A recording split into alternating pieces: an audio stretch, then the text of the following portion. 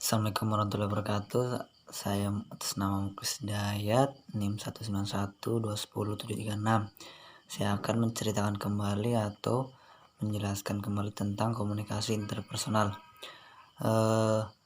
Komunikasi interpersonal yaitu bagaimana seorang menerima informasi, pengolahannya, penyimpanannya, dan menghasilkannya.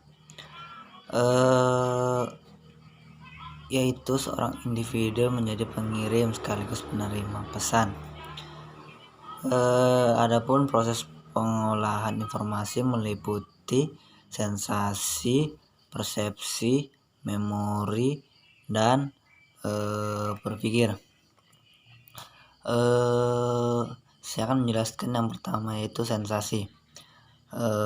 Sensasi berasal dari kata sense, yaitu alat penginderaan. Sensasi adalah merupakan tahap awal penerimaan pesan atau informasi yang diterima melalui sensor atau alat indera. Adapun sumber-sumber informasinya yang diterima oleh indera terdiri dari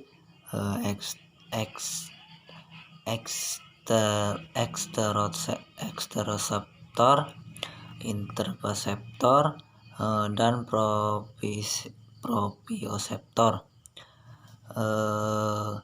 Proprioseptor yaitu indera gerakan tubuh kita, misalnya otot. Adapun faktor yang mempengaruhinya yaitu faktor situasional, terdiri dari internal dan eksternal, dan juga faktor personal. Contohnya, sensasi mempengaruhi persepsi. Yang kedua, persepsi yaitu tentang objek, peristiwa, hubungan yang diperoleh dari penyimpulan informasi. Memberikan makna stimulus indrawi sensori stimuli.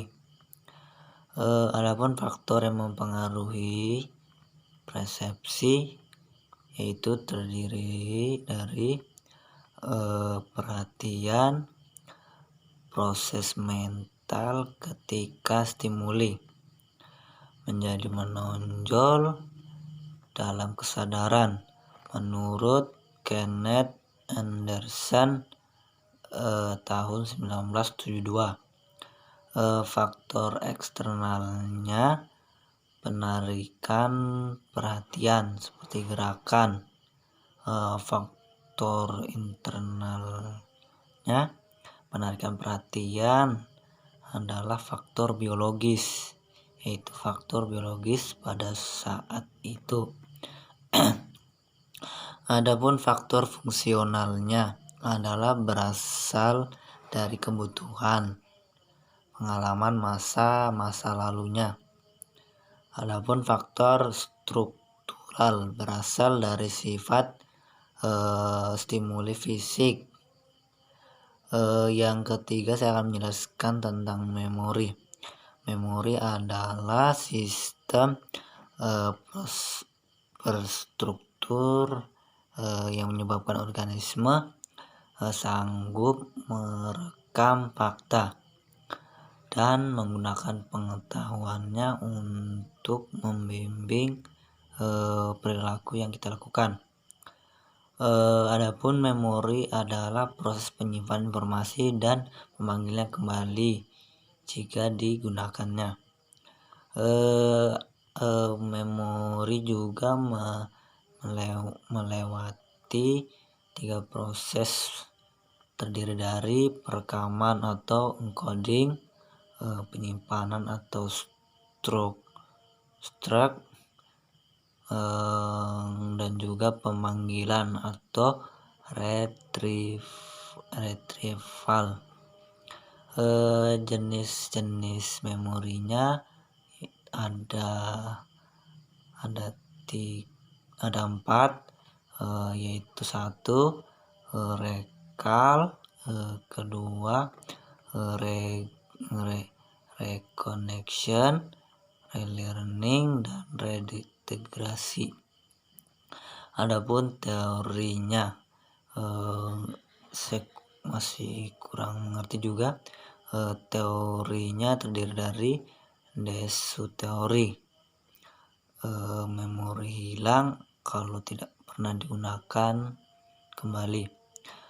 Yang kedua inferensi teori, dan yang ketiga information processing teori. Dan yang keempat, saya akan jelasin yang keempat, yaitu berpikir adalah proses dalam pengambilan kesimpulan.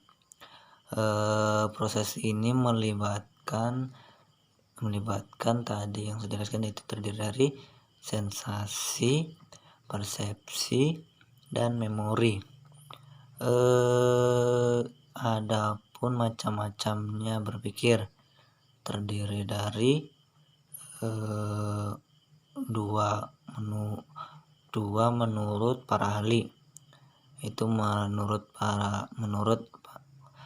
ahli J. Rahman. Satu, berpikir autistik, ngelamun, dan menghayal. Yang kedua realistik, berpikir menyesuaikan dari dunia nyata. Yang kedua menurut Roth pada tahun 1967.